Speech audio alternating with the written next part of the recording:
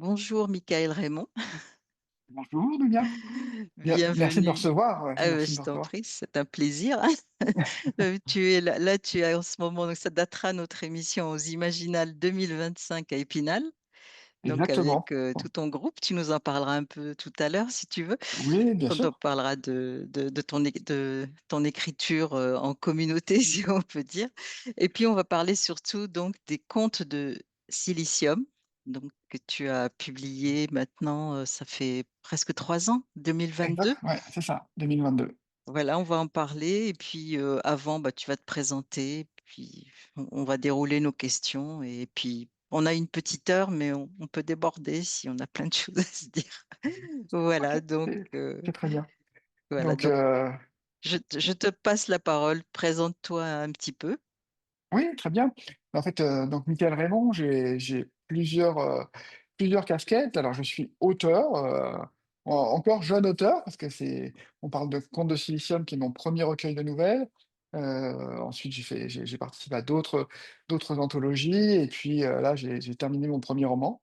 Donc, voilà, c'est encore jeune auteur. J'ai commencé à écrire il y a environ 6 ans, 5, 6 ans. Donc voilà, j'ai fait le parcours accéléré pour aller, voilà, pour, sortir les textes et produire les textes que je voulais produire.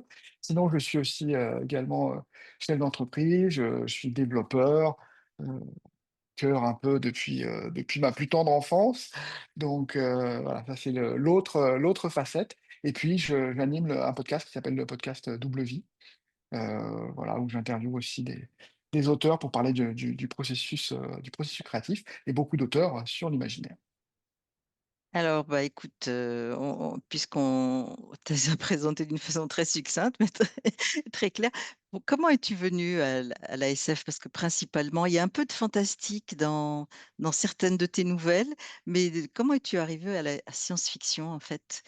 Parce que, Bah, en fait, oui, je crois que la science-fiction, c'est vraiment, j'ai lu, j'ai lu Asimov, j'ai lu, vraiment tous les anciens de la science-fiction quand j'étais jeune, et c'est ça qui m'a accroché. Et puis, bah, la science-fiction, je suis un peu rentré dedans. Je disais que j'étais programmeur depuis l'enfance, et c'est vrai que dans la programmation, il y a un côté science-fiction, quoi. Quand on programme, qu'on fait des animations qu'on crée avec la machine, il y a quand même ce côté, on est un peu projeté dans un univers cyberpunk assez, assez rapidement. Donc, j'ai l'impression qu'il y a une passerelle comme ça qui s'est faite. Et puis bah, la technologie, ça me passionne. Donc, je dirais que la technologie pour moi, heu, ça a été une expérience émancipatrice, en fait, parce que dans les années 80, la technologie, on pouvait animer des écrans. Le but, c'était aussi d'aller au-delà des performances de la machine. Donc c'était un peu un jeu d'illusionniste aussi, à cette époque-là. Et il y avait aussi cette image de la Silicon Valley, donc il y avait une espèce de force créatrice qui semblait émaner, de l'informatique. Et donc, voilà, je me suis passionné pour les technologies. Je suis l'univers technologique depuis très longtemps. Et ce qui m'a amené à écrire de la science-fiction, c'est un peu cette confrontation progressive et cette désillusion par rapport à la technologie, qui m'a fait dire, «Il faut que je parle de ce que je vois et que les autres ne voient peut-être pas, qui vient autour de la technologie». Donc c'est comme ça que je suis arrivé à la science-fiction. Alors, en science-fiction, c'est assez large, hein, il y a pas mal de je n'écris pas de hard SF, j'écris pas de space opéra, je me projette pas dans de lointaines années. Souvent mon horizon, il est à moins de 100 ans, en fait. Donc, voilà, ça reste une science-fiction qui reste proche de nous et palpable, en fait. oui, effectivement, c'est le cas, on le verra dans Contes de Silicium. Et aussi, ben, pour en finir avec la présentation, à travers tes textes, tu cites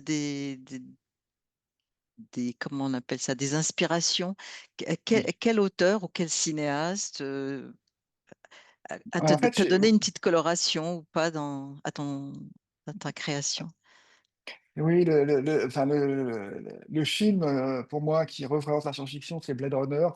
Ah, Donc Ridley Scott, il y a le côté cyberpunk, il y a le côté technologique, il y a tous ces aspects-là. Il en a fait un travail remarquable par rapport à la nouvelle un peu, difficile à digérer de Philippe K. Dick, enfin la novella. Donc voilà, puis moi j'ai quand même une culture, j'ai une culture pop aussi, donc de bah, j'ai été passionné par des séries, d'enfance que je regardais, qui étaient enfin dans enfin, jeunesse, on va dire, quand j'étais jeune, qui avaient cette dimension fantastique et qu'on retrouve sûrement dans mes textes. J'étais passionné de Chapeau melon et bottes de cuir, par exemple, je sais pas si tu vois? si, si, Heu, si, si, mais c'est très ancien, effectivement. c'est très ancien, mais j'ai revu des épisodes qui sont incroyables avec un robot. Je me dis: «Mais c'est d'une modernité, totalement folle, en noir et blanc et cetera». C'est d'une modernité folle. J'ai beaucoup aimé La Quatrième Dimension aussi, qui m'a beaucoup inspiré. Donc c'est un peu des imaginaires qui ont forgé ma culture. Heu, un univers visuel très fort aussi, je pense qui m'a marqué et qui marque mes textes. C'est pour ça que j'écris des textes qui sont assez visuels, c'est celui de Binal, Enki Bilal. Donc Ah en oui. en BD et aussi en film. J'ai beaucoup enfin ces films n'ont pas forcément eu beaucoup de succès, mais j'ai beaucoup apprécié.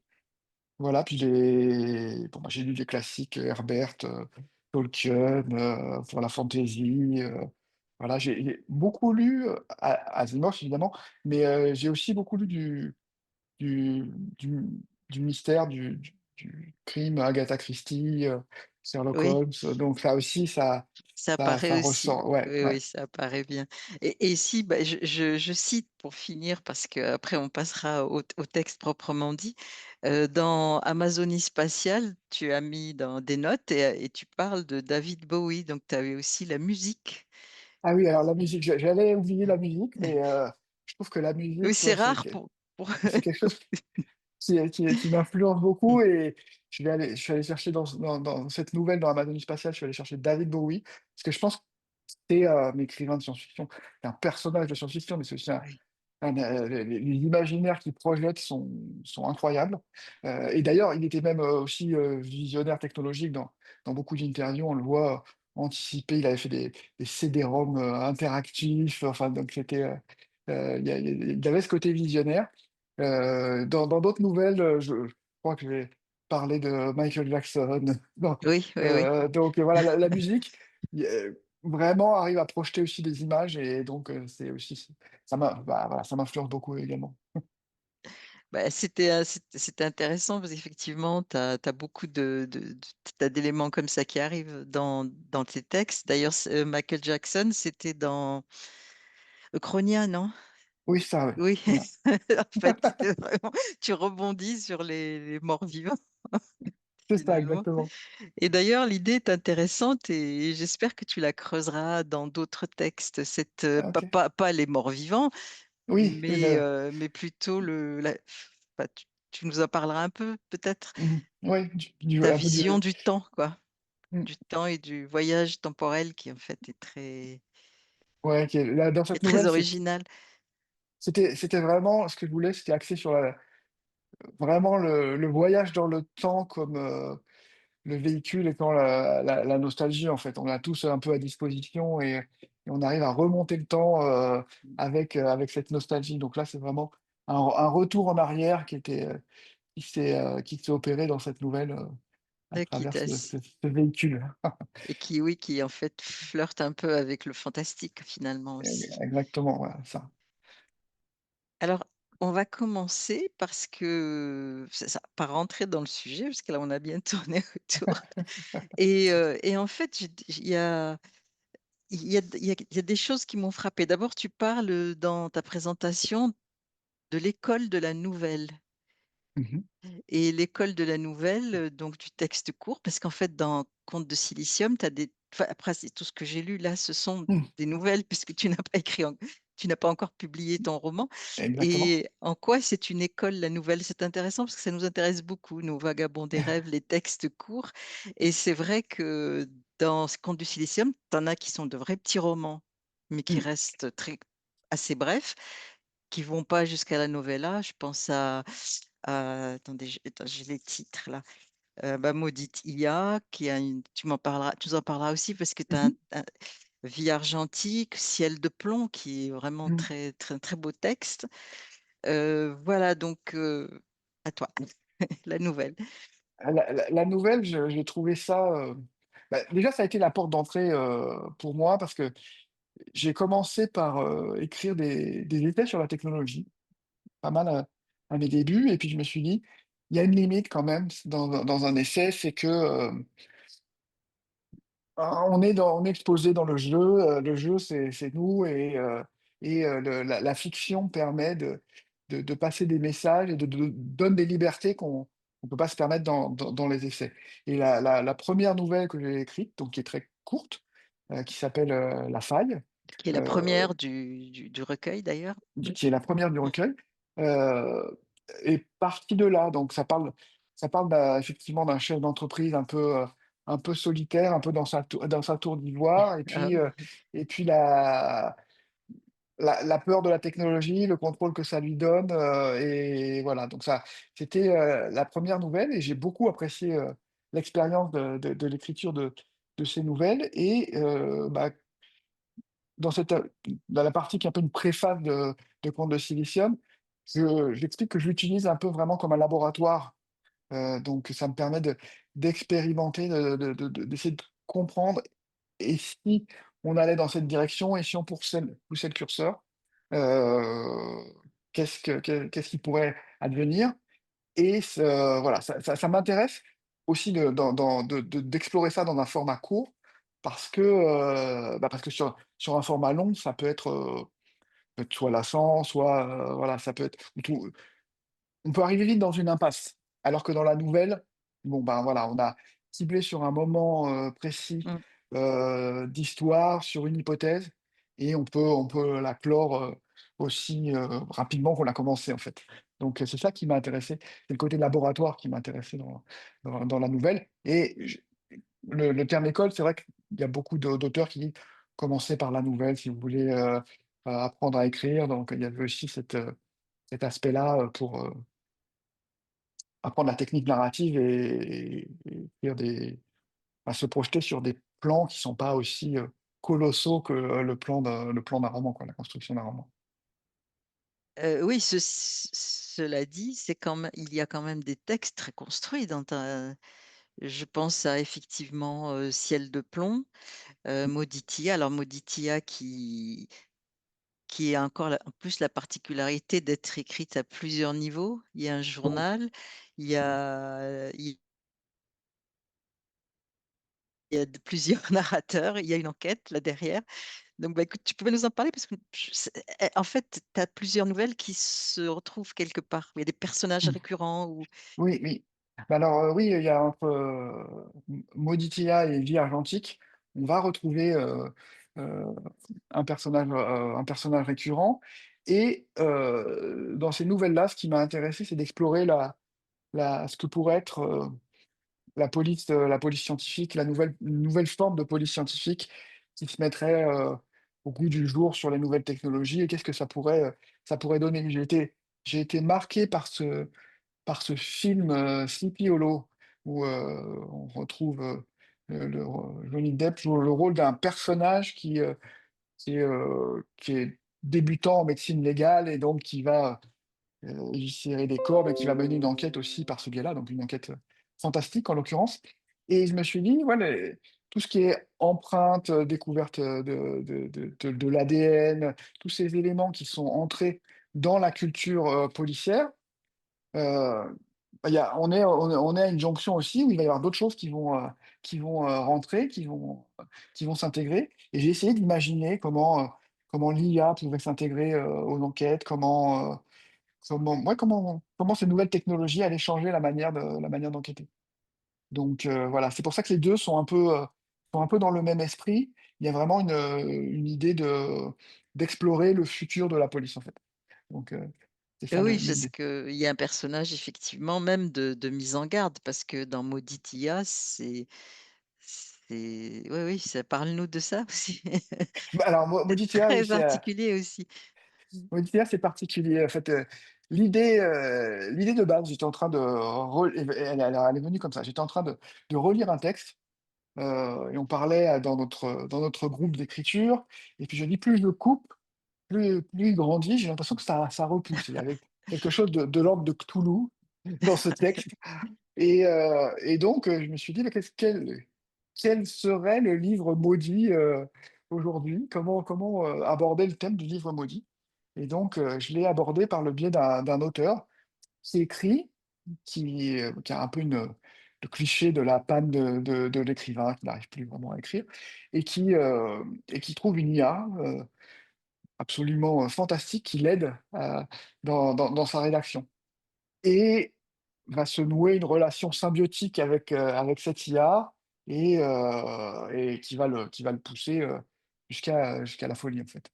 Donc Oui, voilà, puis le sujet est aussi grave parce que tu fais référence aux aux attentes, événements. ouais, du Bataclan où il écrit sur ce sujet. Il veut rendre hommage aux victimes et il devient un peu fou et l'IA se nourrit de cette noirceur et l'amplifie, en fait, comme on le trouve aussi, sur les réseaux sociaux. Donc il y avait ce thème que je voulais traiter et je l'ai mêlé à une enquête. Donc il y a ce journal Mmh. qui est découvert et puis je l'ai mêlé à une enquête parce que je me suis dit: «À partir de combien de temps, comment on va faire pour est-ce qu'on va un jour se poser la question de crimes qui ont été commis par des IA?» Donc Ah oui, est-ce que là, on n'est plus dans les et réseaux et le harcèlement, Heu, là, c'est autre chose encore. on n'est plus dans les réseaux, mais en me disant: est-ce qu'il faut se poser la question: «Qui est responsable?» Que c'est la société qui l'a créé? Est-ce que c'est, la personne qui finalement a interagi avec elle, puis l'a entraînée dans une voie particulière, donc qui permettrait de s'en dédouaner? Est-ce que c'est l'IA elle-même, la une responsabilité comme il y avait, au Moyen Âge, des procès d'animaux ou des Ah choses comme ça? oui. Donc il y avait aussi cette question qui m'a traversé l'esprit quand j'ai rédigé cette nouvelle. Donc il y a une enquête policière avec un personnage qu'on retrouve, dans Vie argentique et Vite puis, argentique, oui. ouais, donc voilà, c'est ça le principe, de cette nouvelle et c'est ça qui constitue les 2 piliers qui sont un peu en miroir.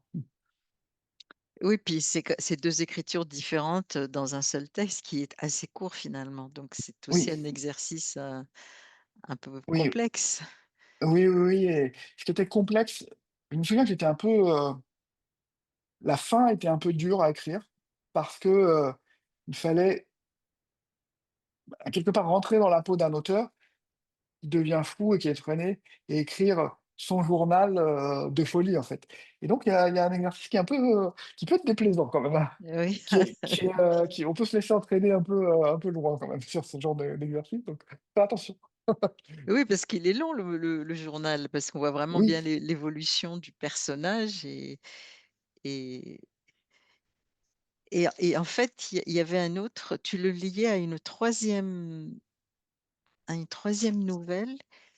Donc tu avais dit Mauditia parce que par nos échanges un peu avant, Vie argentique, c'est pas heu, Ciel de plomb, non, c'est la faille ah peut-être? il y avait 109 aussi. Alors là, 109, c'est 109, oui. on retrouve pas on retrouve pas les mêmes personnages, Non? mais Mmh. on va retrouver, cette espèce de menace technologique. Là, je disais, qui est responsable quand l'IA va commettre des crimes? Là, effectivement, je mets en scène, heu, des gens dans la Silicon Valley qui sont dans une société, qui font le commerce des données et je joue. Là, c'est aussi sous forme de journal, donc c'est aussi Mmh. le parallèle qu'on peut établir. C'est, le journal d'un développeur qui travaille dans la Silicon Valley et qui a une opportunité intéressante pour travailler dans une société et avec la soif de données, je joue avec la soif de sang, De sang, oui, oui. et de la figure du vampire et je fais ce parallèle que je trouvais intéressant donc. Bah, ce qu'il y a en lisant tes en tout cas, les Contes du silicium et c'est moins apparent dans les 2 autres nouvelles, dont on parlera dans les 2 autres recueils, la anthologie plutôt, du coup, là, on est dans une an des Oui? anthologies. C'est qu'en fait, on a l'impression que ton écriture, tes sujets, tes thématiques sont nés, d'une réflexion que tu as fait sur ton Mmh. propre travail, sur tes outils, je dirais pas ton travail, sur tes Mmh. outils, et que Mmh. ce qui te sert à ta vie professionnelle t'a amené finalement vers la littérature. Tu peux me dire un Oui, petit oui. peu comment tu as fait ce Bah, chemin? oui, en fait, j'arrive pas à distinguer, au départ, quand j'ai nommé mon podcast, je l'avais nommé Double Vie et en fait, avec le recul, j'arrive pas trop à distinguer, ces 2 vies parce que j'ai l'impression que maintenant ça forme un tout et à la fois ce que j'ai aimé dans l'informatique, c'est cette capacité, créatrice, que je retrouve aujourd'hui, totalement, dans l'écriture et avec même moins de contraintes encore, parce que on a la contrainte de la machine quand on écrit, Mmh. quand on programme, alors que là, il y a aucune contrainte et je retrouve vraiment ce plaisir, de la création, en fait et ce qui est aussi intéressant, même dans le processus, je sais pas si tu vois que tu connais l'état de flow là, quand tu es vraiment, concentré, que tu écris et que tu es parti vraiment tu es parti dans ton texte quoi. Tu es vraiment dans le texte et en informatique, il y a la même chose quand tu programmes.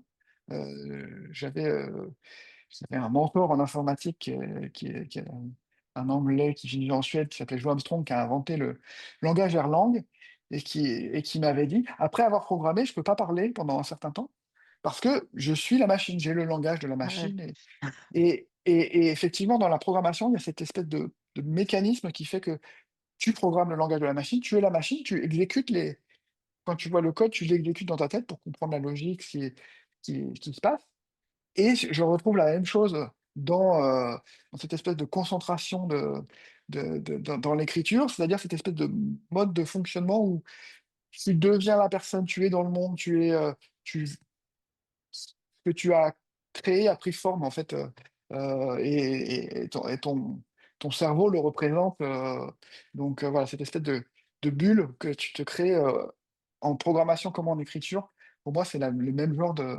bulle, De de bulle, démarche. de Ah démarche oui, et de bulle dans le cerveau. oui, parce que c'est étonnant parce que c'est rare qu'un métier, mène à enfin oui, soit au fondement de l'écriture ou de ce qu'on raconte en tout cas, Mmh, de la fiction, de ouais. Alors un autre parallèle qui est intéressant aussi avec le métier, c'est que, heu on est habitué à débugger, trouver le problème dans la logique et cetera et j'ai fait du droit aussi dans le passé et il y a aussi cet élément-là dans le droit, c'est qu'est-ce qui ne va pas? Pourrait qu'est-ce qui pourrait partir en vrille dans le programme? Qu'est-ce qui si on lui met telle donnée, qu'est-ce qui va se passer, qui était pas prévu? Dans le droit, il y a un peu ça, c'est comment, mettre des règles, mais qui vont, répondre à des objectifs de société, comment on va vouloir orienter les choses et puis, il y a des gens qui sont experts pour, détourner les règles, trouver: «Ah bah oui, bah là, la règle, mais ça c'est bon, c'est contraire à l'esprit, mais c'est autorisé», donc voilà et j'ai une dans mon esprit, j'ai une démarche qui est vraiment, j'aime bien trouver quand on m'énonce une règle, il va avoir tendance à vouloir trouver, comment la contourner, qu'est-ce qui va pas, qu'est-ce qui peut ne pas marcher et ça me sert beaucoup dans mes histoires, en fait, parce que, ça part souvent d'un truc en disant: «Bah non, mais il y a quelque chose qui va pas du tout là et ça va déraper» et donc et et on le trouve parce que plusieurs sont sous forme d'enquête. oui, exactement, donc il y a l'enquête, trouver Mmh. il y a le jeu de l'auteur, c'est trouver le bug, qui fait comment on va exploiter le petit dysfonctionnement qui fait qu'il va y avoir quelque chose à découvrir, en fait et qui va donner lieu à une enquête donc et puis de l'autre côté, il y a débugger pour comprendre dans l'autre sens comment ça s'est passé donc il y a le jeu, avec les 2 aspects et c'est ouais, c'est vraiment quelque chose qui me passionne, en fait. Alors tu parlais des nouvelles un peu longues, Mmh. heu, en Bah, fait, elles j'ai sont pas trop longues, elles sont longues, mais elles sont très bien. non, non, elles sont pas trop longues, non, non, mais qui sont un peu plus, voilà, conséquentes que les Oui. autres et en fait, j'ai une particularité, d'écriture, c'est que pour essayer de me fixer une cadence en fait, un rythme dans mon écriture. J'ai, notamment tous les textes de Contes de Silicium, je les avais partagés dans ma newsletter en fait, donc heu, sauf que certains textes sont beaucoup plus longs que Mmh. le cadre d'une newsletter et donc je les ai pas seulement partagés, je les ai écrits avec un épisode par semaine, donc comme un feuilletoniste. Heu, au cours de je sais pas, de certaines nouvelles, ça a duré 3 mois pour arriver Ah au oui. bout des épisodes de la nouvelle et je l'ai écrit en fait comme un feuilletoniste avec un challenge, voilà, je suis parti dans cette direction, donc maintenant c'est sans filet, il faut continuer. Donc je prépare un peu, j'essaie d'avoir des grandes lignes, mais voilà, ça reste quand même ouvert sur des possibilités, Ah oui. d'imprévus. Mais du coup, tes lecteurs, ils mais c'est un produit, enfin, entre guillemets, c'est le terme est mauvais, produit, mais je veux dire, le texte est finalisé quand il est sur la newsletter. Tu attends pas des Non. retours. Les autres, tu as des Ah oui, lecteurs oui. qui le lisent, Enf mais oui, c'est j'attends quelque pas des retours, voilà. c'est plus pour moi une contrainte, j'aime la contrainte en fait de parce qu'en fait, je pense que comme auteur, on peut avoir envie de remettre en cause tout le temps les postulats Ah qu'on avait oui, pris avant et de j'ai peur de cette tendance chez moi, et donc il y a une manière de dire: «Bon maintenant le train est parti, donc il faut aller au bout, quoi». Donc voilà, on prépare avant, on prépare le voyage, mais une fois qu'on est parti, bon, bah, on se débrouille quoi pour pour arriver au arriver. bout et Oui. j'aime bien cette sensation-là, d'inertie. Ça m'a fait prendre conscience aussi, dans l'école de la nouvelle, c'est qu'il y a et encore plus vrai dans le roman, bah, après, mais cette espèce d'énergie en fait, un texte doit avoir suffisamment d'énergie pour pouvoir aller au bout et à sa conclusion et donc bah, il y a des détails que je mets, je sais pas ce que je sais pas encore ce que je vais en faire quand je les mets, mais je sais que ça sera de l'énergie et du carburant que je pourrai réutiliser, dans des épisodes suivants et voilà, cette espèce d'élan, que je vais pouvoir, utiliser. Oui, parce que pour en revenir justement aux nouvelles conséquentes et construites, généralement, il y a pas trop beaucoup de personnages, ce qui te permet d'aller très loin dans la psychologie et l'événement sans, comment Oui, dire? oui. Enfin, sans être obligé d'en mettre que, je sais pas, 70 000 80 000 signes, mais dans Ciel de plomb, il y a beaucoup de personnages. Mmh. Dans Chaîne de plomb, il y a beaucoup de personnages, ouais, Il y a du suspense, il y a des rebondissements, il y a même des petits clins d'œil. À un moment, ils se cachent avec un drone et puis, il y a un petit enfant qui les voit. Donc, là, ouais, c'est j'essaye presque un de roman. oui, c'est presque un roman, ouais, j'essaye quand même d'accrocher, il y a certaines nouvelles qui sont, un peu plus oniriques et cetera, mais j'aime quand même un peu, l'aventure, quoi. J'aime qu'il y ait, du suspense et que De ça l'action. prenne, Ouais. qu'il y ait de l'action et cetera. Donc cette nouvelle, Ciel de plomb est partie, donc il se passe, à San Francisco, donc Mmh. j'y suis allé pas mal de fois pour mon métier, Oui, oui, voilà, d'ailleurs, on en parlera de l'Amérique parce que d'accord. continue sur l'histoire, après on parlera des Voilà et États-Unis. donc, l'idée est venue en me disant: «Oui, il y a on parle de livraison par drone. Mmh. San Francisco, c'est une ville où il y a, un nombre de SDF, incroyable. Combien de temps il va falloir pour que les personnes qui ont rien à manger s'attaquent aux drones pour essayer de survenir comme des chasseurs, en fait et il y a plusieurs personnages parce que j'imaginais un peu les personnes qui se regroupent comme une Mmh. tribu de chasseurs pour survivre, en fait, donc un peu quelque chose un peu de tribal, en fait, que je voulais décrire. Oui, une ville, qui vit, enfin, c'est ce qu'on appelle la gentrification, quoi. Mmh, Qui est complètement exactement et vidé de sa vie, de ce qui faisait sa personnalité. Les gens, ils viennent pour ça et puis, en fait, d'ailleurs, tu le dis et en oui, fait, ils la vident de sa substance. exactement, ouais et donc voilà, je trouvais ça intéressant enfin, en plus cette lutte entre les chasseurs bah, il y a quand même une lutte entre l'homme et la technologie aussi qu'on voilà, Ouais. qui transparaît dans cette nouvelle avec les finalement les barbares sont ceux qui sont les sociétés technologiques qui ont finalement envahi la Silicon Valley et la dominent, aussi donc voilà, c'était intéressant. Les barbares sont pas toujours ceux qu'on croit et cetera. Oui, oui, d'ailleurs, bah, écoute, avant de parler de l'Amérique,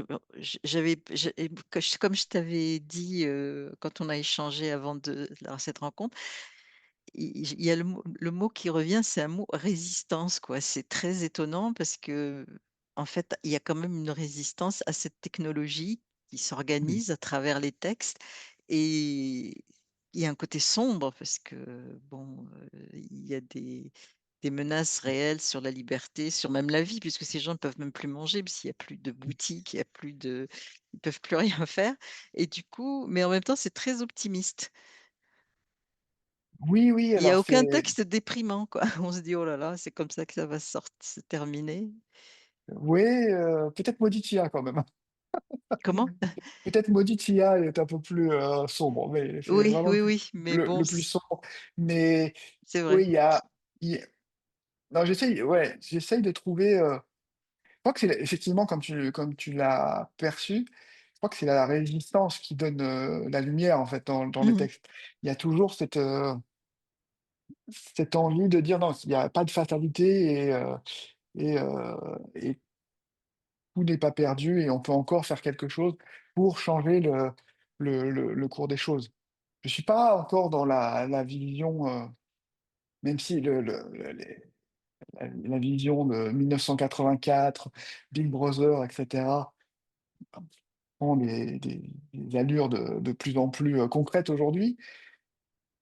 C'est pas encore, voilà, c'est pas encore, c'est pas encore fini et c'est pas encore perdu pour l'humain et je pense que les histoires, l'idée de labo, de projection, de ce que la tech vers comprendre vers où la technologie va nous emmener et cetera, ça fait partie de ce travail de résistance, heu, pour faire prendre conscience des dangers là qui nous guettent un peu tapis dans la Silicon Valley, dans la technologie, et cetera.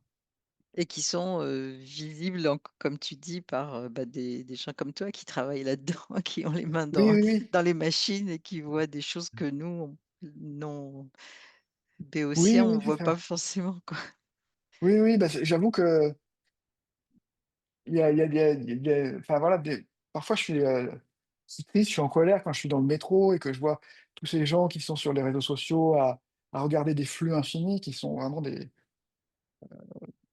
qui sont des drogues en fait, bah, il y a c'est pas c'est ça agit sur le cerveau en fait comme le ferait, une drogue, le crack, et cetera. Il y a une espèce de déconnexion au temps quand on est sur ces réseaux sociaux.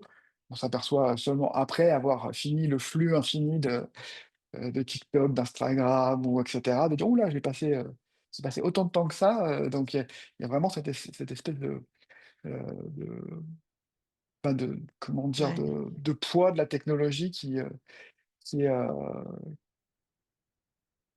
qui pèse sur les qui pèse sur les gens sans vraiment ils s'en rendent compte, en fait.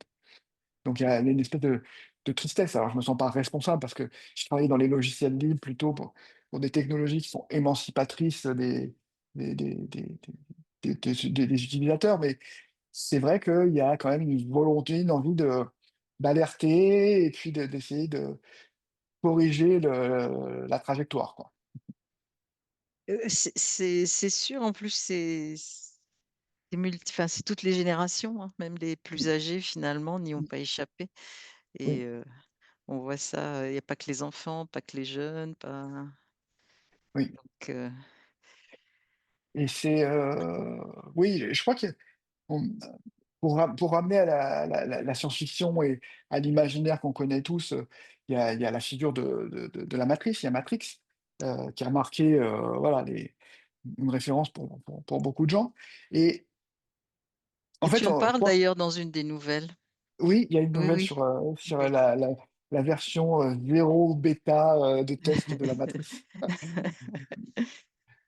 et oui, qui est grossière, qui a une résolution qui est pas terrible, enfin, il y a pas beaucoup d'objets, donc c'est Oui, pas oui, pas très encore très réaliste. Mais je crois qu'on se en fait, le la matrice ultime, c'est notre cerveau, en fait, parce qu'on est capable de faire ces projections-là, dans la tête et on n'a pas besoin d'être dans une cuve, avec un accès direct, à l'encéphale pour se faire, manipuler, pour qu'il y ait des images, des émotions qui soient projetées, en fait et je pense qu'on dit pas assez ou on perçoit pas assez. On vit déjà dans la matrice, en fait, oui. et ouais et c'est voilà, dans le métro, on est dans la matrice, quoi, avec tous ces gens, en batterie, alignés qui Ils vont vont swiper sur leur téléphone, c'est la matrice, quoi. et qui se Donc battent pour rentrer, se faire écrabouiller dans les rames blindées devant. c'est ça. Ouais, c'est sûr. Mais en fait, il y a aussi une nouvelle que j'ai beaucoup aimée là, qui s'appelle Crash Test. Mais alors, je te l'ai dit, j'ai pas compris la fin, donc tu pourrais me l'expliquer après. C'est la vision. Ben, on va dans là, c'est le point de vue de la machine. C'est plus l'IA, mais c'est une autre machine, quoi. C'est une machine qui veut se libérer. Et C'est une tu. machine qui veut se libérer. Alors, c'est une machine esclave, en fait, parce Mm. elle est, c'est une carcasse qui est là pour, vivre, des sensations fortes dans une espèce d'arène et qui est condamnée à revivre ces sensations Ouais, fortes qui ces sensations fortes qui sont mises à disposition de personnes qui, louent l'expérience, donc qui rentrent, heu sont projetés, mentalement avec un casque, et cetera, dans le robot, qui vivent avec les mêmes sensations que s'ils ah étaient, oui, d'accord, oui. dans l'environnement, heu, qui ne font qu'emprunter le corps, l'enveloppe corporelle du robot, quoi et donc du point de vue du robot, c'est un peu, voilà, c'est un peu dur. Oui, ils veulent oui, une Mais je espèce de révolte, de regroupement. Mais ça m'a évoqué, j'ai vu le film Mickey 17 il y a pas très longtemps, qui m'a évoqué aussi cette idée-là avec, une personne qui est réimprimée, en fait et qui est payée pour faire des expériences, douloureuses et dangereuses et bon, bah, si elle meurt, on la réimprime, quoi. D'accord. Donc Mais il c'est fait comme les d'où Crash Test, en fait, c'est les voitures, non? c'est ça C'est les exactement, robots qu'on c'est le met dans les robot avec voitures avec la mire la dessus, la cible. cible, là, pour voir Ouais, c'est ça. si ça a tenu ou pas. Oui, c'est assez fascinant parce que c'est la première fois que je trouve un texte, de ce point de vue-là, et donc en fait, j'avais vu oui, c'est bon, je me répète un peu, mais il y a le rôle de l'individu donc face à la technologie, puis aussi tu parles aussi pas mal de sa responsabilité. Parce que tu as des gens qui sont, tu un chef d'entreprise déjà Mmh. dès le 1er dans la faille où, les en fait, jusqu'à quel point est-ce qu'on est un petit peu victime ou responsable de ce Mmh. que nous font les Oui, oui, bah réseaux, les machines, tout ça. il y a le côté effectivement, du pain et des jeux, quoi. La technologie, c'est Voilà, aussi, du oui, c'est ça. divertissement et et voilà qui détourne, qui est une manière de détourner l'attention. Ça se voit dans mes nouvelles aussi. Il y a quelque chose que j'aime bien faire. Alors je rebondis sur l'idée parce que c'est pas forcément directement, pertinent là-dessus, mais, heu, sur la responsabilité, j'aime bien aussi invoquer d'autres personnages en fait, des personnages historiques et leur prêter, des visions ou des inventions, un peu, certainement différentes, mais dans l'esprit en fait, qu'elles auraient pu avoir. Donc voilà, je vais Donc invoquer, dans tu une prônes nouvelle oui, oui, oui un vas-y. peu, dans une nouvelle, on va voir Elon Musk qui apparaît, donc Ah oui, voilà, oui, ça oui. qui passe brièvement. On va avoir, heu, des alors là, c'est bon, il y a Einstein et Ah Schrödinger, oui, ah mais oui, du point de vue c'est pataphysique là, oui, alors là, l'histoire c'est des pas chats, c'est du point de c'était vue pas mal. de leur chat. Là, c'est plutôt de l'humour, Oui, voilà, les chats dans le train de luxe là. oui, Oui, donc beh j'aime beaucoup invoquer des, voilà, des personnages comme je vais invoquer, dans Amazonie spatiale, bah, la figure de David Bowie aussi, un peu une manière de ramener une espèce de pop culture sur ces personnages-là, Ben, on qui en font parlera qui après parce que mmh, je l'ai relu là et c'est vrai qu'elle est elle est assez jouissive, elle est très drôle et très, très bah, tu disais, mais c'est du pratiquement du hop punk si je peux dire. C'est oui, on fait face à l'avenir, mmh, mais on en parlera parce que ça m'a fait penser aussi comment? À un autre enfin une autrice américaine qui avait écrit un peu sur des sujets un peu similaires. Donc on continue, on continue, très continue. bien. Je regarde mes questions parce que j'en avais noté quelques-unes. Oui, ah oui, alors ça, tu en as déjà pas mal parlé, la place de l'économie et de l'entrepreneuriat. Donc là, c'est quelque chose qui te touche spécialement puisque c'est ton travail en fait. C'est Oui, oui, c'est ça. Donc il y a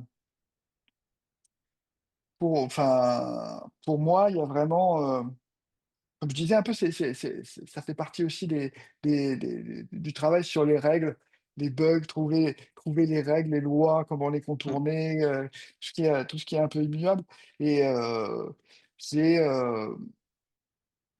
ça fait partie de ma culture, cette espèce de débugage et il y a, cette fascination que j'ai eue, par exemple, sur des histoires qui vont parler de ce type de bug comme des histoires sur la taxe carbone, par exemple, qui vont retracer des histoires réelles, mais qui vont, axer spécifiquement sur une arnaque qui va, être enfin, qui va pointer une règle qui était, mal calibrée, en fait et donc, heu, cette,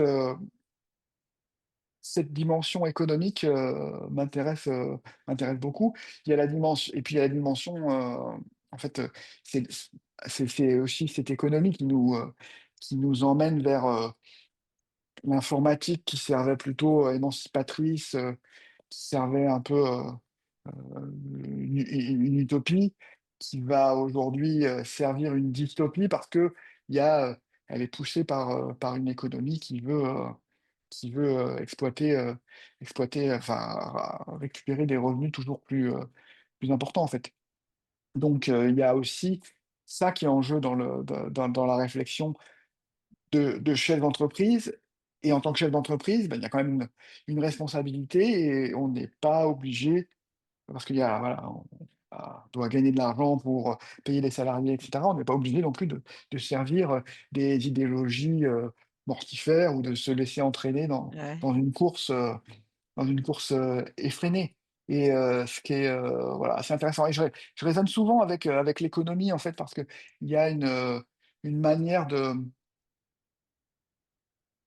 si on prend Google, par exemple, ce qui est intéressant, c'est que le modèle qui était basé à l'origine sur faire payer des pubs sur, des mots-clés, qu'on tape, est un modèle, qui a fait leur succès, c'est que c'est un modèle inflationniste puisque plus il y a de monde qui sont en concurrence pour des mots-clés, plus les ressources deviennent rares et plus, la valeur Ah oui. associée à chaque mot-clé devient importante. Et bah, il se trouve qu'on est, c'est exactement, la manière dont fonctionne, la Terre.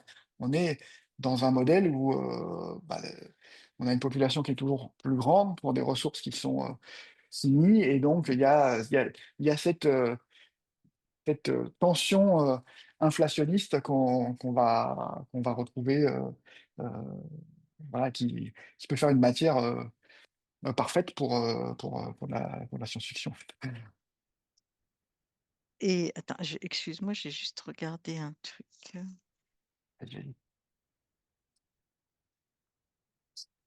Oui, c'est ça, c'est ce que je disais effectivement, le côté sombre, qu'amène la technologie, Ouais. quand même contrebalancé parce qu'il y a quand même il reste des humains là-dedans et que ces humains sont capables de résister, de filouter, de Exactement et ces failles du cerveau qui sont exploitées, par ces sociétés-là qui vont utiliser un peu nos réflexes primitifs, je vais couper parce que je crois que j'entends des notifications. Hop, donc c'est qui sont utilisés comme des réflexes primitifs, bah, ces failles, elles existent, genre, c'est un peu aussi l'objet de la faille, elles existent aussi, dans ces sociétés-là, en fait, elles sont pilotées par des humains et l'espace, l'interstice de la résistance, il va se jouer dans le fait que, heu il n'y a pas,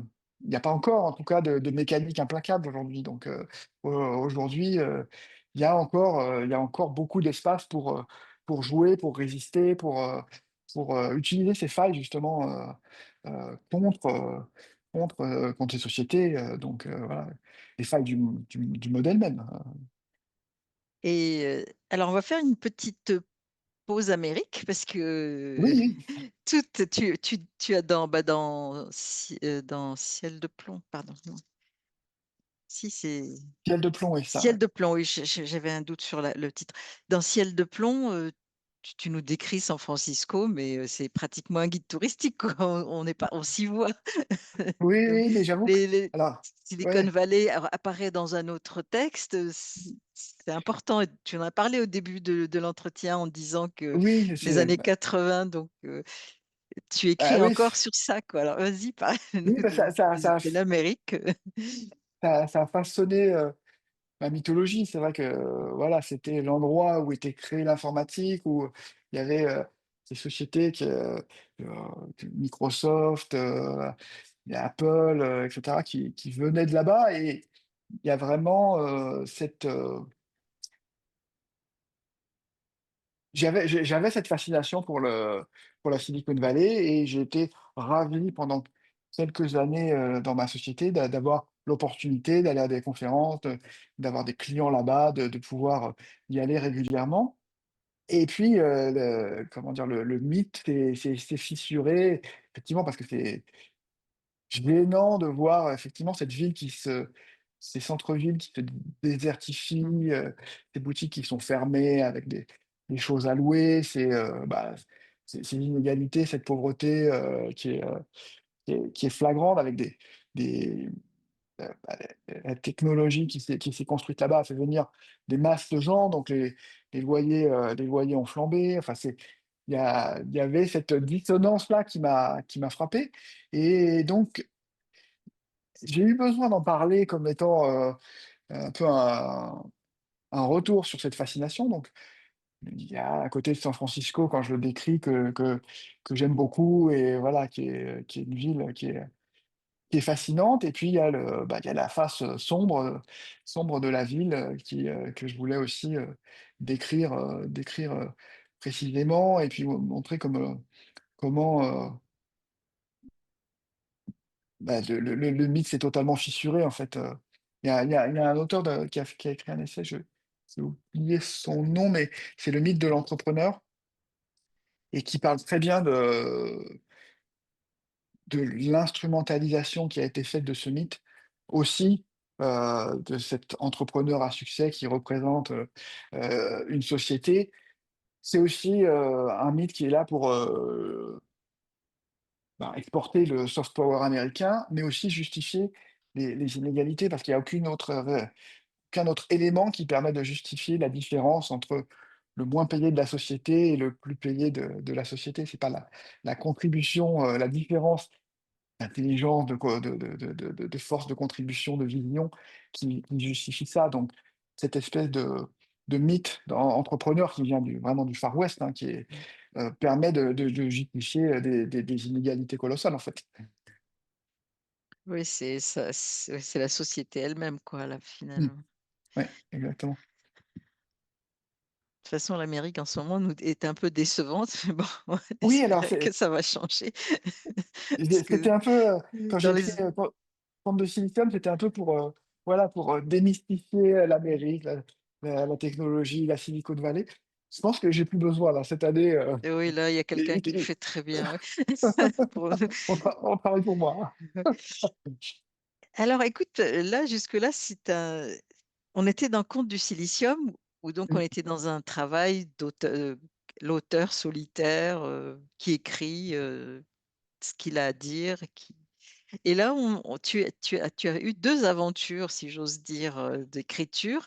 Une, qui s'appelle, Amazonie spatiale, qui est donc, qui est éditée chez Brajlon. On en a déjà parlé avec, Sylvie Poulain et Mmh, Noémie mmh. Lemos, et donc qui sont, avec toi, enfin, et dans cette belle anthologie.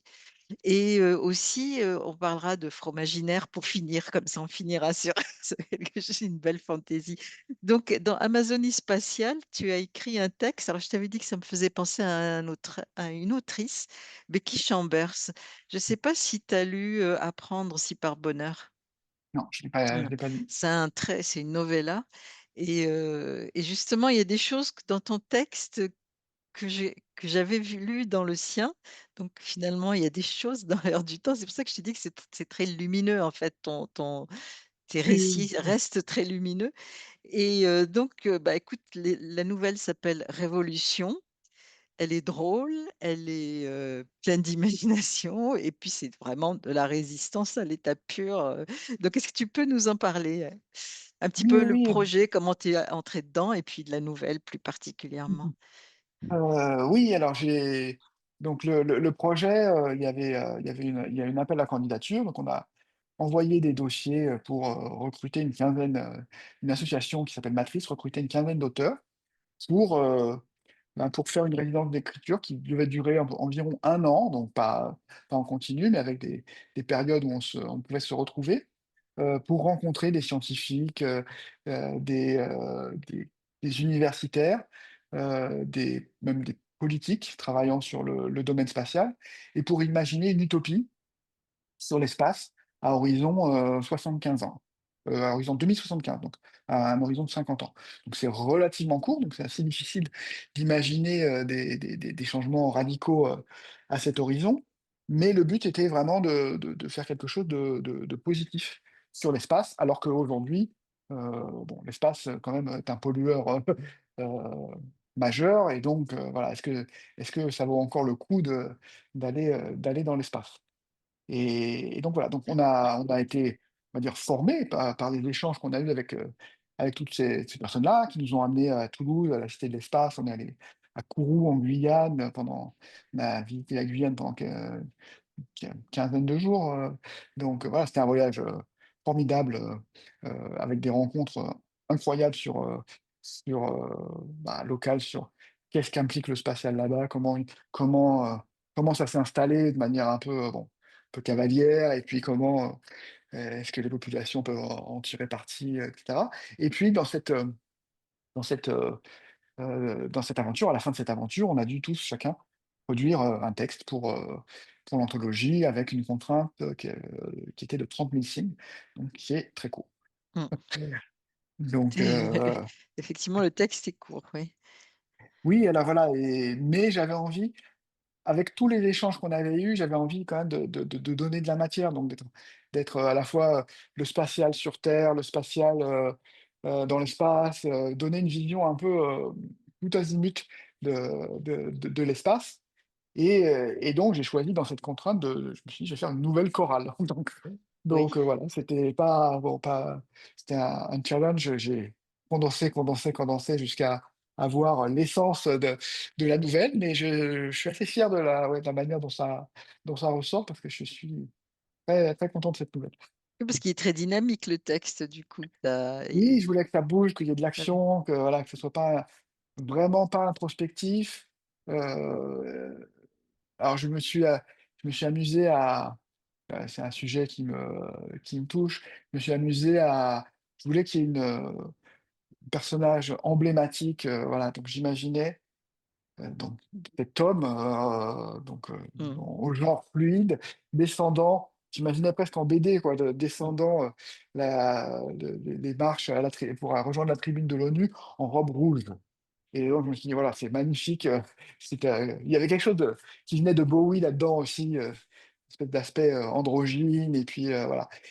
Et je me suis dit, et ça ne choque personne en fait dans cette assemblée, parce que je me suis dit: «En 2075, on aura intégré tout ça, et On peut cette espérer. fluidité On cette peut espérer. fluidité sera, la norme». Donc voilà, j'essaie de trouver des choses qui devait être la norme, elle semblait normale, à cette époque, en fait, donc voilà, je suis parti de rapports aussi d'EDF parlant de Oui, la gestion de l'électricité. On peut imaginer que, oui, à cet horizon, on devra, réguler l'électricité et on n'aura pas forcément tout le temps, de l'électricité. Donc j'ai intégré cette notion de panne de courant.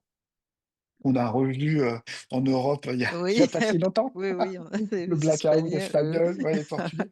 Donc voilà, donc j'ai mis beaucoup de choses, heu et dans une chose dont tu parles pas et que d'ailleurs qui n'est qu'une suite finalement de ce que enfin qui est une suite, pas qu'une suite, qui est une suite, qui vous montre bien quand même ton les logiciels libres, la circulation de l'info libre. C'est ça le fond de oui, oui, alors Amazonie, de Révolution dans Amazonie spatiale. oui, oui, Tu as parce que pas c'est vrai que fait une j'ai space opéra, tu as fait quelque chose de bah, en finalement fait, qui nous touche encore, qui toujours nous disons. touche encore parce qu'il y a cette menace il y a la menace de la censure. On est en ce Mmh. moment, plus que jamais sous une menace de censure, de disparition d'œuvres, et même de papiers de recherche, scientifique et j'ai imaginé que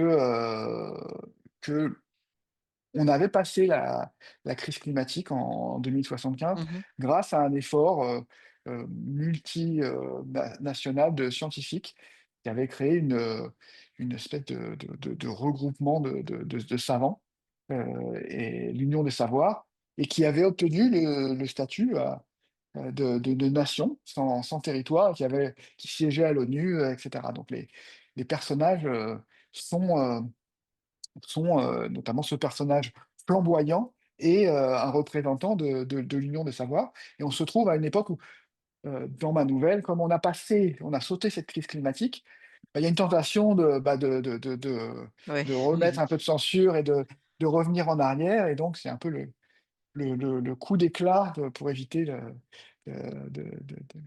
de que la censure revienne en fait, dans nos sociétés donc Bah, voilà et c'est effectivement c'est inspiré des savoirs ouverts, mmh du logiciel libre, et cetera, du partage de connaissances, et de d'ailleurs, pourquoi j'ai pensé à Becky Chambers dans Apprendre si par bonheur, c'est parce qu'effectivement les anglo-saxons, je crois qu'ils l'ont déjà un peu plus ou moins, pas accepté, mais entrer dans leur, logiciel, si on peut dire, de oui, leur fonctionnement, de la censure contre la science, de l'attaque contre les sciences, parce que c'est ça aussi dont tu en parles aussi et c'est les gens se sont mis, en fait, en dehors des États et ont reconstitué la science pour retourner dans l'espace et en fait, ça m'a fait penser à ça quand j'ai lu ta nouvelle. Je me oui, suis dit: «Bah, tiens, finalement, il y a des idées qui mmh, flottent là actuellement et qui sont, qui inspirent oui, du oui, monde.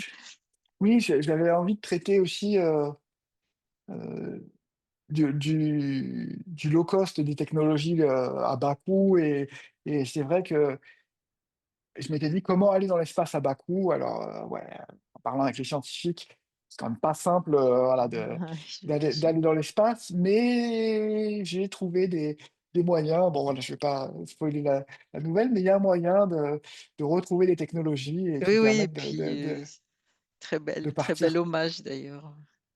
C'était ouais,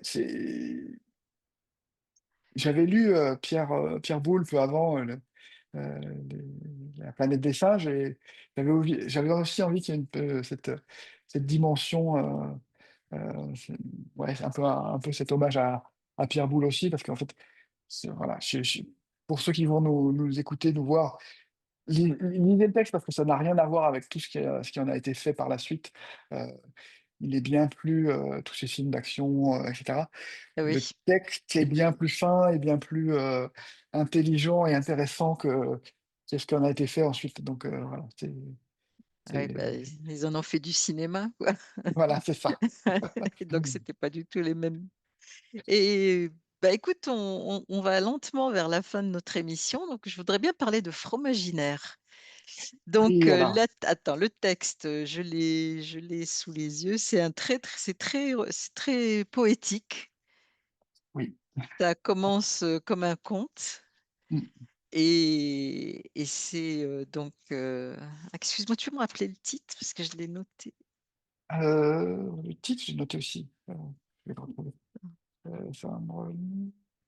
Attends, je l'ai là. Sortie des eaux ou Arraché au flot. Arraché au flot. arrachée au flot, voilà, oui, c'est ça, excuse-moi.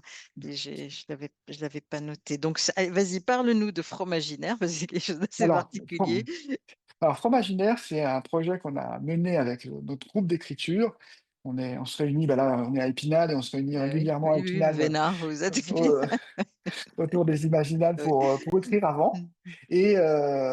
et voilà, heu, dans les soirées, on avait trouvé que c'était intéressant de peut-être de faire un livre, imaginaire sur l'imaginaire et le fromage et donc voilà, c'est une idée qu'on a lancée, après, quelques délires, quelques boissons parfois mais on est allé au bout. On a lancé un crowdfunding pour le financer et on est allé au bout du projet et donc on a lancé ce recueil et cette anthologie qui parle de fromage et d'imaginaire et avec, notamment Jean-Laurent Del Socorro qui nous a fait l'honneur de nous contribuer un texte et de faire une préface pour cette anthologie.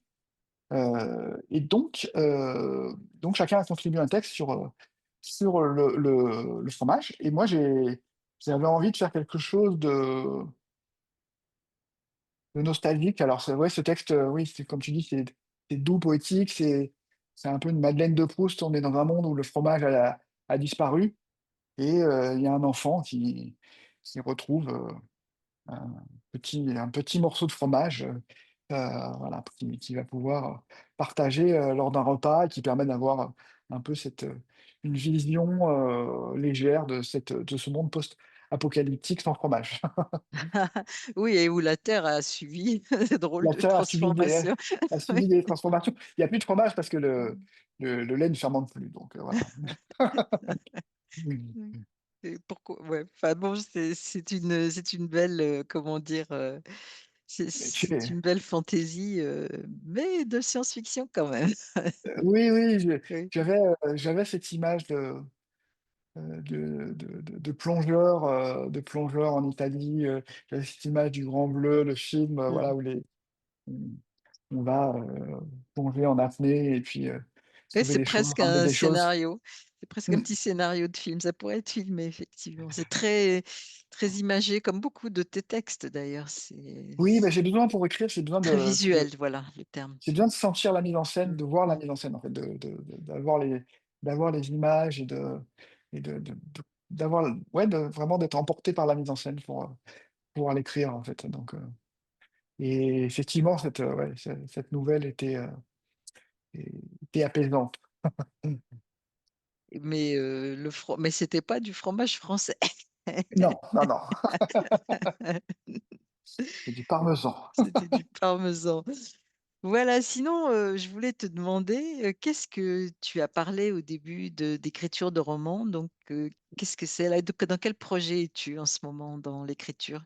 Alors j'ai terminé un roman, donc j'ai posé, le point final, c'est pas encore totalement le point final, j'ai envoyé aux éditeurs fin janvier. Normalement, si tout se passe bien, il sera édité, donc voilà, Ah bah, c'est une il n'est bonne pas nouvelle si déjà, oui, oui. il n'est pas signé, mais je croise les doigts. Normalement, on doit commencer le On travail va éditorial le mois alors, prochain, donc on croise les et doigts avec toi. pour une pour une sortie en 2026.